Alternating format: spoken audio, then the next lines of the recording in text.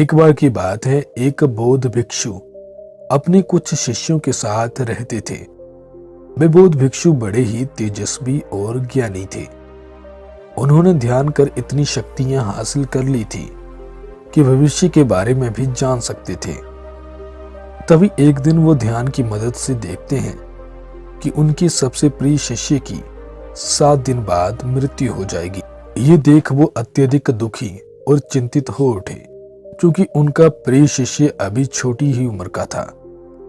इसलिए वो सोच रहे थे, अभी तो इसने संसार को ठीक से समझा भी नहीं और मृत्यु इसके दरवाजे पर खड़ी है।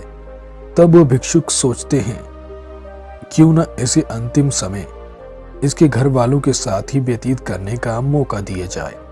इसलिए वो अपने प्रिय शिष्य को बुलाते हैं तथा कहते हैं, तुम कुछ दिनों के लिए अपने घर जाकर आओ, तुम्हें घर गए काफी समय हो चुका है।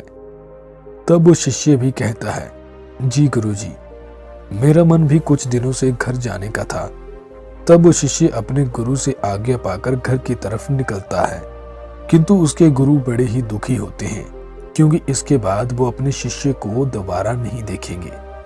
दूसरी तरफ शिष्य रास्ते में जा रहा होता है तो देखता है कि नदी किनारे हजारों चींटियां अपने लिए खाना इकट्ठा कर रही हैं।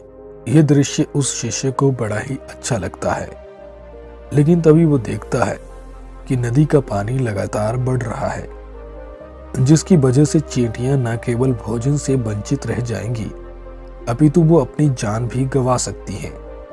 इसलिए वो शिष्य अच्छे तरीके से उन चींटियों के चारों ओर मिट्टी की मदद से सुरक्षा दीवार बना देता है तथा नदी के साथ कुछ नालियां बना देता है, ताकि पानी का रुख चींटियों की तरफ न जाए।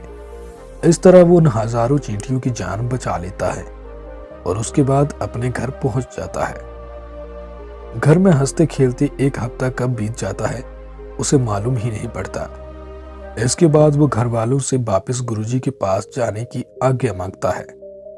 दूसरी ओर वो बौद्ध भिक्षु यानी उसके गुरु बड़े ही दुखी होते हैं, क्योंकि पिछले ही दिन 1 सप्ताह पूरा हो चुका होता है और उन्हें लगा कि उनका शिष्य भगवान को प्यारा हो गया। लेकिन थोड़ी देर बाद गुरुजी देखते हैं कि उनका शिष्य उनके पास आ रहा है। यह देखकर गुरुजी को अपनी आंखों पर विश्वास नहीं होता। तभी गुरुजी को आभास होता है कि इन 7 दिनों के अंदर शिष्य ने जरूर कोई ऐसा काम किया है जिसकी वजह से उसके प्राण बच गए हैं।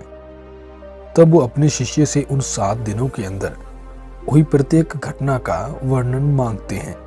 तब वो शिष्य सभी घटनाओं के साथ उन चींटियों को बचाने की घटनाओं का भी वर्णन करता है, जिसे गुरुजी समझ जाते हैं कि उनके शिष्य द्वारा हजारों चींटियों की जान बचाई गई है।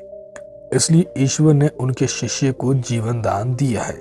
दोस्तों, ये कहानी बताती है कि कर्मों का फल जरूर मिलता है, चाहे अच्छे हों चाहे बुरे। हमें हमेशा ही कोशिश करनी चाहिए जितना हो सके औरों की मदद करें। इसके बावजूद हमसे कुछ गलतियां हो जाती हैं, जो कि स्वाभाविक है, लेकिन हमारी हमेशा ही कोशिश रहनी चाहिए प्यार बांटने की और औरों की मदद करने की। धन्यवाद।